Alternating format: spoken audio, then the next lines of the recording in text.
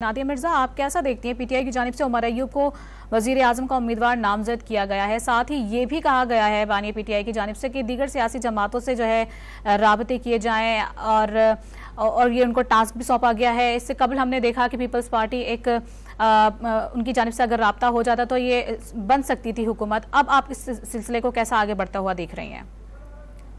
देखिए, वजीर आजम के ओहदे के लिए किसी को नॉमिनेट किया जाना तो डेफिनेटली हर पार्टी का एक हक भी है, आईनी हक भी है।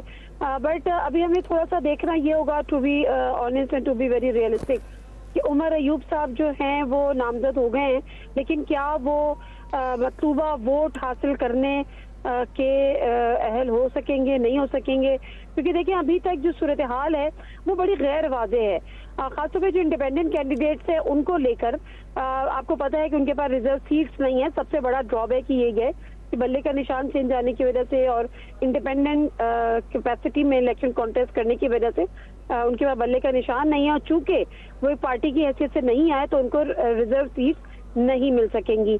अब इसके लिए उन्होंने कोशिशें की हैं, MWM होगी या एक आध पार्टी ने और उनको ऑफर की है, बट डेफिनेटली इलेक्शन कमीशन ने कहा है कि जी आपने पहले रिजर्व सीट की जो होती है विमेन रिजर्व या माइनॉरिटी, वो आपने पहले जमा करानी थी, तो उन पार्टी ने भी नहीं कराई है। तो फिलहाल क्लेम तो कर रही है very next day PTI back जो भी है कि जी हमने हुकूमत बनानी है और हम इस ग्रुप के साथ, क्योंकि उनके पास वाज़े अक्सरियत जरूर है लेकिन इतनी अक्सरियत नहीं है उनके पास 169 वोट के वो हुकूमत भी नादिया, जब उनके पास इतने उम्मीदवार नहीं थे और वाज़े अक्सरियत भी नहीं थी तो फिर उनको क्या ऐसी जरूरत पेश आई कि उनको अपना कैंडिडेट सामने लाना पड़ा?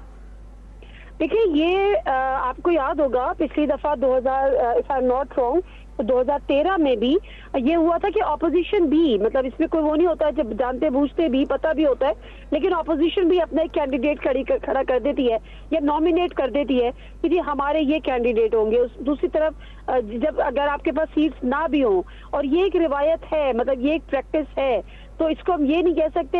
हाँ, अलबत्ता वो अभी भी होपफुल है कि जी सुप्रीम कोर्ट में वो एक केस लेके गए हुए हैं बल्ले का कि जी उनको मिले। अच्छा, दूसरी बात इंपॉर्टेंट चीज क्या है वो ये है कि आपको याद होगा कि वेरी नेक्स्ट डे जब पीटीआई ने प्रेस कॉन्फ्रेंस की थी बैरिस्टर गौहर साहब ने, तो उन्होंने वो क्लेम ये कर रही है कि उन्होंने 180 सीट जीती हैं। तो 180 सीट 169 आपको रिक्वायर्ड होती हैं to form the government.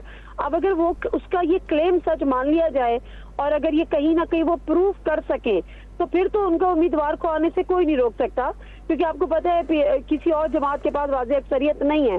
PMLN भी डिपेंडेंट है दीगर जमातों पे, कुछ आजाद पे, कुछ पीपल्स पार्टी पे।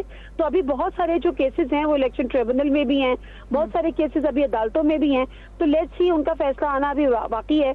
बट अगर पीटीआई का क्लेम हम दुरुस्त मान लें, और मेरे ख्याल है जो उन्होंने नॉमिनेट किया है वो भी इसी अपने पॉइंट को वेट देने के लिए नॉमिनेट भी किया है कि जी चूंकि हमने 180 सीट जीती हैं और PMLN तो 17 सीट्स पर है बकौल पीटीआई के, तो हम ये हमारा वजीर आजम है, इसको नॉमिनेट करेंगे। और उनको शायद उम्मीद हो इलेक्शन ट्रिब्यूनल से, अदालतों से, कि वो उनके हक में अगर फैसले देते हैं, उनके पास फॉर्म 45 होता है, सबूत होता है, तो वो अपना वजीर आजम बना ले, वो शायद इस उम्मीद के साथ। बट अगर वो अपना क्लेम कर रहे हैं तो इस क्लेम को अपना इंडोर्स करने के लिए